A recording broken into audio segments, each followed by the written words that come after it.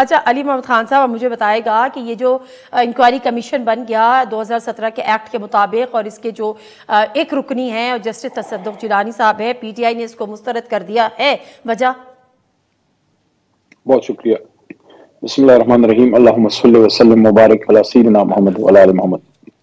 سب سے پہلے without any disrespect to Tassaduq Jilani Sahab, supreme court کے چیف جسٹس شاید وہ رہے ہیں، محترم جج رہے ہیں، لیکن یہ معاملہ اتنا سنجیدہ ہے اور اتنا ہائی پروفائل، اتنا کانسٹیٹیوشنل ایک کرائسس کریٹ ہو گیا ہے کہ ہم تو حیران ہیں کہ ایک ریٹائرڈ جج کے حوالے محترم چیف جسٹس صاحب اس کو کر ہیں، کیونکہ ذمہ داری ڈائریکٹلی چیف جسٹس صاحب کی اور سٹنگ ججز کی ہے، کیونکہ سپریم جوڈیشل کونسل کو ان 6 جج صاحبان نے اپنا جو لیٹر لکھا ہے، اس کے بعد تو کوئی شک رہ ہی نہیں جاتا کہ حکومتی حلقوں، حکومتی جو جس کو انتظامیہ کہتے ہیں، اس کی طرف تو اس کو بھیجنا ہی نہیں تھا، کیونکہ اگر ان لوگوں نے اس کا کوئی خیال رکھا ہوتا تو یہ سارا کچھ ہوتا ہی نہ.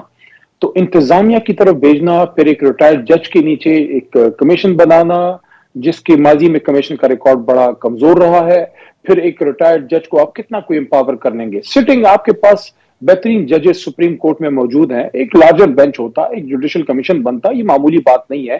آپ کے سٹنگ ہائی کورٹ کے ججز جو ہیں وہ یہ فرما رہے ہیں کہ ان لوگوں کو اغوا کیا گیا، ان کے لوگوں کو کرنٹ مارے گئے، ان کو تھریٹ کیا گیا، ان کے بیڈ روم سے کیمرز نکلے ہیں. یہ معمولی بات نہیں ہے. This is the time that Supreme Court of Pakistan we think very respectfully that they should take stand for their brother judges.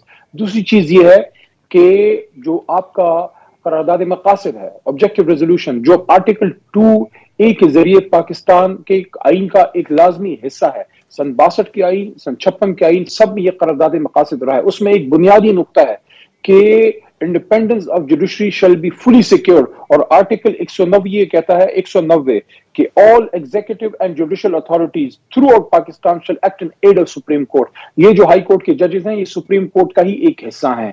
اب یہاں پہ آپ مجھے یہ بتائیے کہ جن اداروں کی جن لوگوں نے یہ کام کیا ہے، سب نے تو نہیں کیا، چند کالی بھیڑیں ہیں، ان کی وجہ سے ان اداروں پہ حرف آ رہا ہے. یہ تو ذمہ داری ان اداروں کے ہیڈز کی بنتی ہے. سمجھتے ہیں کہ سپریم کورٹ کے نیچے ایک لارجر بینچ بنتا اور ان اداروں کے ہیڈز کو بلایا جاتا، ان سے سوال کیا جاتا کہ یہ کیا ہو رہا ہے.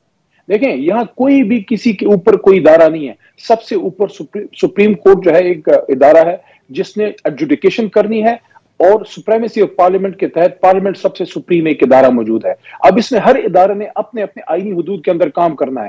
اس کے لیے ہم یہ سمجھتے ہیں کہ سپریم کورٹ ہی الٹیمیٹ آربیٹر ہے.